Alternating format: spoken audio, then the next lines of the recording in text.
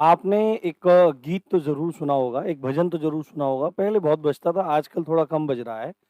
उसमें ये बात बोली जाती थी कि रामचंद्र कह गए सिया से, ऐसा कलयुग आएगा और हंस चुगेगा दाना तिनका और कौवा मोती खाएगा।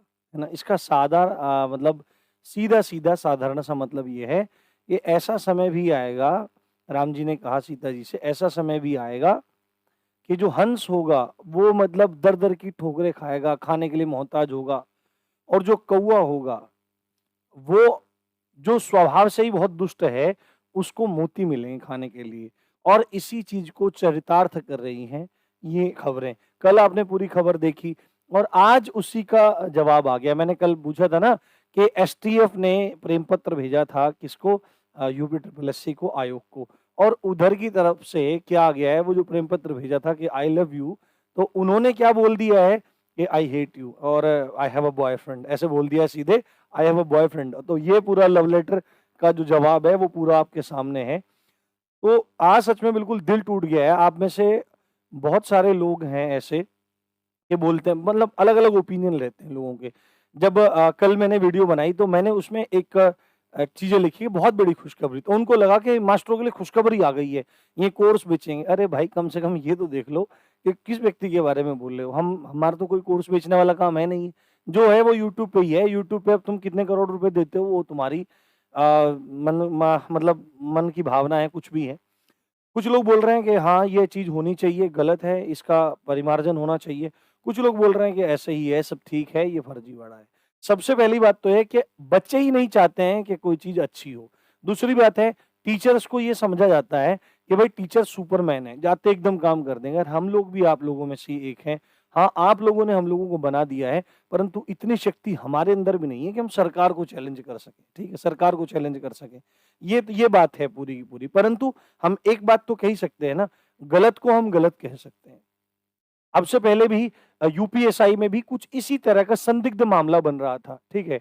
क्लैरिफिकेशन अभी उसका नहीं हुआ है, उसकी पुष्टि नहीं हुई है कि भाई क्या है, क्या नहीं है।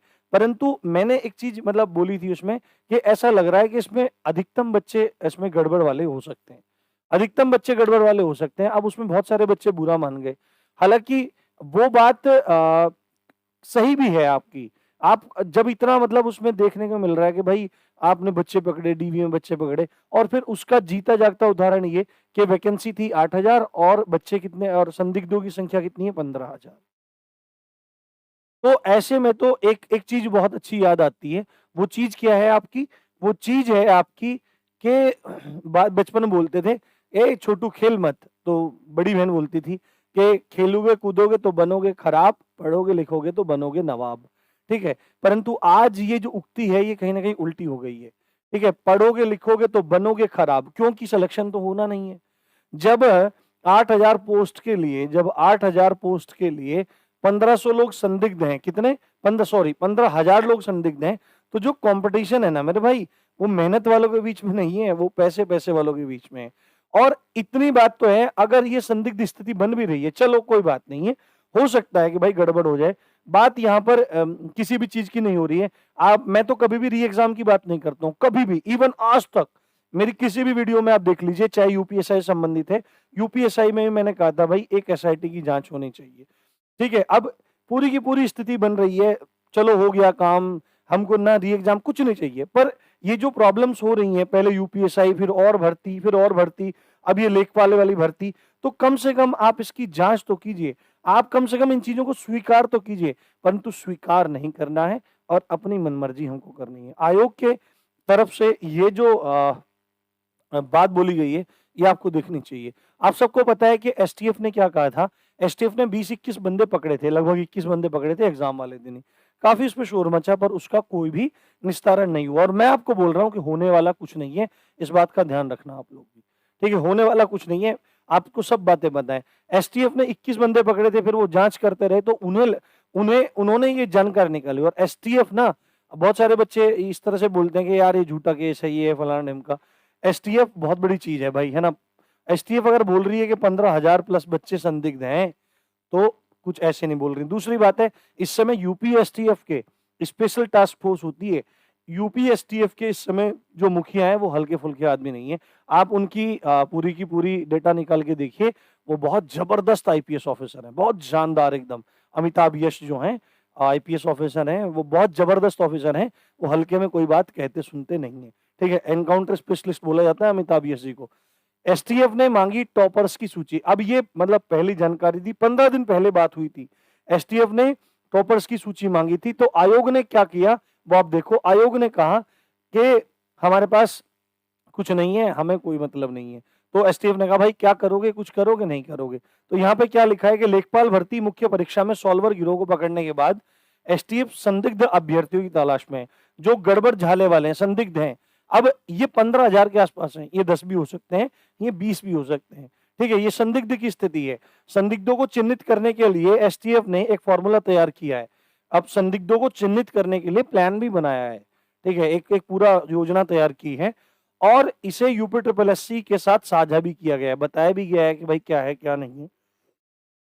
बिल्कुल, एक्चुअली में होना तो ऐसा चाहिए कि सबसे पहले संदिग्धों को ही पकड़ा जाए।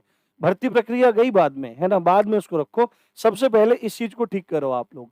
ऐसे में क्या होगा कि जो भाई 10 लाख, 20 लाख दे रहा है, वो आदमी जॉब पे लग जाएगा और जो गरीब आदमी है, बेचारा घर से पैसे लगा रहा है, न जाने कैसे-कैसे पढ़ रहा है, न जाने कैसे-कैसे व्यवस्था कर रहा है। भाई साहब, रोज़गार की हालत वैसे ही देश में खराब है, कुछ थोड़ी बहुत उम्मीद इन भर्तियों से बनती है, वो भी अब साफ हो गई। 10 लाख रुपए दो, बन जाओ लेखपाल। ठीक है, साल भर भी नहीं लगाएगा कमाने में, 15 लाख दो तो और अच्छी जॉब आप ले सकते हो। सब चीजें ऐसे चल रही हैं पूरी की पूरी। तो आयोग के अध्यक्ष जो प्रवीर कुमार हैं, उन्होंने बुधवार को बताया कि एसटीएफ से सभी सूचनाएं साझा की जा रही हैं। अब क्या सूचना साझा कर रहे हैं, ये है अब इनका प्लान क्या है। परंतु एक बात मुझे सच में बहुत बुरी लगी कि अब तक की पुलिस टीम ने जो भी जानकारी मांगी है उसे उपलब्ध करवाया गया है। अब यहाँ पर देखो आप क्या बोल रहे हैं कि आयोग के अध्यक्ष का कहना है कि एसटीएफ ने परीक्षा में बैठे 15,000 टॉपर्स की सूची मांगी है।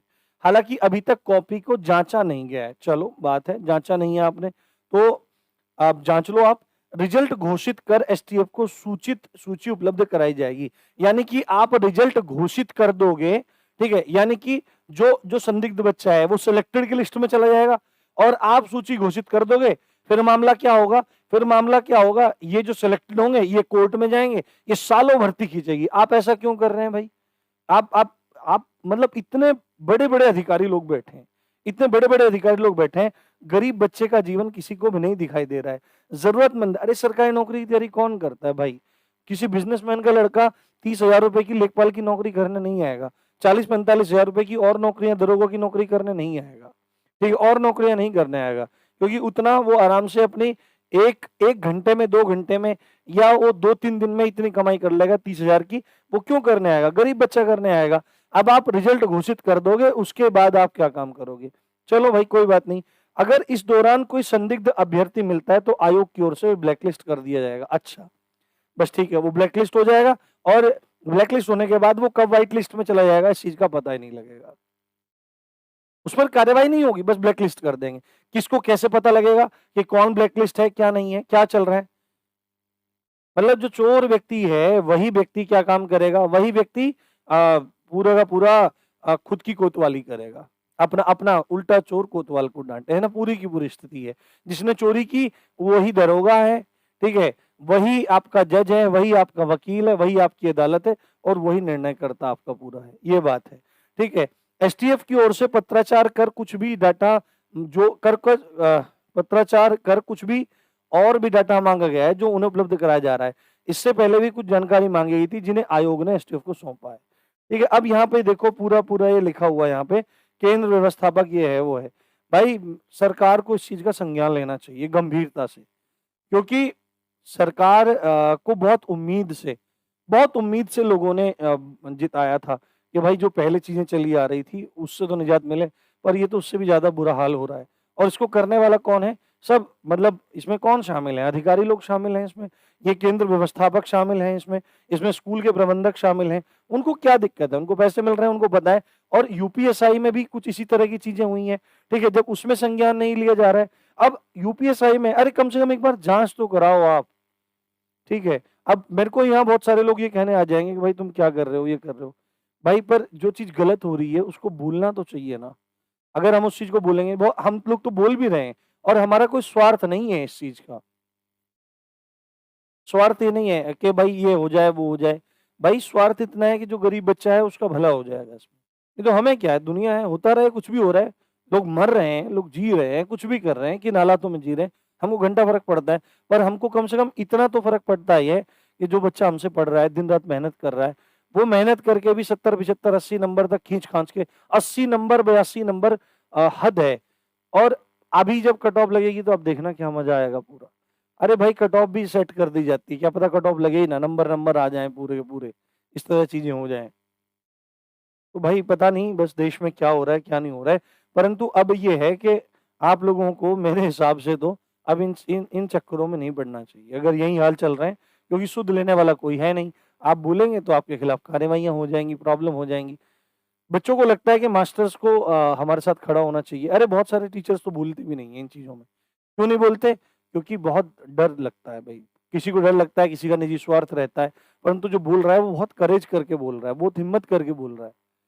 पर कोई बात नहीं, आप लोगों को लगता है बस यहाँ करोड़ों रुपए छप रहे हैं, इस वीडियो को बनाने के 10 करोड़ रुपए यूट्यूब मुझे देगा और हर रोज़ मैं 3-4 वीडियो बना लेता हूँ, 40 करोड़ में रोज़ के कमा लेता हूँ और 40 करोड़ रोज़ के हैं तो मैं देखो 1 महीने में कितने अरबों रुपए मैं कमा रहा हूँ, मेरे को कोई दिक्कत नहीं है। पर क्या करूँ, मैं एक जन सेवा करना चाहता हूँ, तो मैं बस ये फ़ॉर्मेलिटी करने यहाँ पे आ जाता हूँ, ऐसा नहीं है दोस्तों।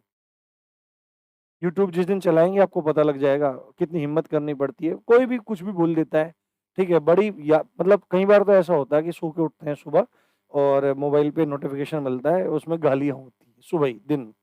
तो मतलब आप कुछ अच्छा करने जाते हैं तो दिक्कतें होती हैं। परंतु अधर्म को सहन करना भी, अन्याय को सहन करना भी एक बुज़दिली है और एक अपराध की श्रेणी में ही वो आता है। पर किया क्या जा सकता है? आप लोग कहेंगे कि धरना करो, ये करो, वो करो, सब हो चुका है यूपीएसआई में, सब प्रयास करके देख लिए हैं, ठीक है? अब सबसे बड़ी बात ये है, एक चीज़ मैं इसमें बोल देता हूँ, जो इसमें बच्चे मेहनती हैं, मेहनती बच्चे बिल्कुल हैं, इसमें कोई दो राय नहीं, यूपीएसआई में भी हैं, ये बात और बोल देता हूँ, यूपीएसआई में भी हैं, इसमें भी मेहनती बच्चे हैं। पर जब मतलब हम इन चीज़ों के बारे में बोलते हैं, तो उन मेहनती बच्चों को दिक्कत होती है, अरे भाई आपको दिक्कत क्यों हो रही है? हम आपको थोड़ी चोर बोल रहे हैं या हम री-एग्ज़ाम की बात कर रहे हैं, हम अरे हम सिस्टम को ठीक करने की बात कर रहे हैं। हमको पता है कि तुमने कितनी मेहनत करी है। यूपीएसआई में बहुत बच्चे हैं मुझसे पढ़े, कुछ एक किसी ने हिंदी पढ़ी, किसी ने संविधान पढ़ा, ज़्यादातर लोग मूल विधि पढ़ी, किसी ने रणनीति देखी, किसी ने कुछ देखा। परंतु जो चीज़ संदिग्ध अवस्था में है, उस चीज़ का निराकरण तो होना चाहिए, नहीं होना चाहिए। अगर आपके अंदर इतनी मॉरल वैल्यूज़ नहीं है, तो पढ़े ही आप मतलब मेहनती हैं, वो है, पर ये चीज़ आपके सामाजिक चरित्र के लिए चीज़ ठीक नहीं है। आप लोगों को भी इस चीज़ की माँग करनी चाहिए, कि भाई ठीक है, हमको क्या दिक्कत है, एक बार जाँच हो जाए।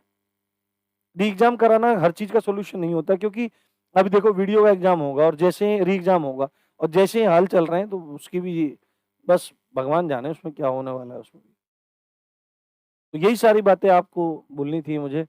बड़ा दुःख हो रहा है इस चीज़ को। हाँ, कल की बात बताता हूँ, वो यू सबसे बड़ी खुशखबरी वाली बात थी। अरे वो खुशखबरी वाली बात, वो मेरे लिए खुशखबरी वाली बात नहीं थी भाई। वो खुशखबरी वाली बात एक व्यंग की तरह से थी। वो व्यंग था एक, आपको समझ में तो कुछ आता नहीं है। तो समझा करो, पढ़ा करो और चीज़ों को देखा करो। यही सारी बात है, अब देखो भाई क्या होता है जीवन में, क्या नहीं होता। तब तक के लिए आप अपना ध्यान रखिए, परेशान मत होइए। और मैं जल्दी ही आपसे लाइव चैट भी करूँगा, आपको बात करेंगे हम लोग। तो हिम्मत रखिए, कुछ ना कुछ अच्छा होगा ज़रूर। देर है भगवान के घर, अंधेर नहीं है। इसी अच्छी बात के साथ आप देख रहे थे राम जी की पाठशाला। मैं हूँ राम भारद्वाज। जय हिंद, जय भारत।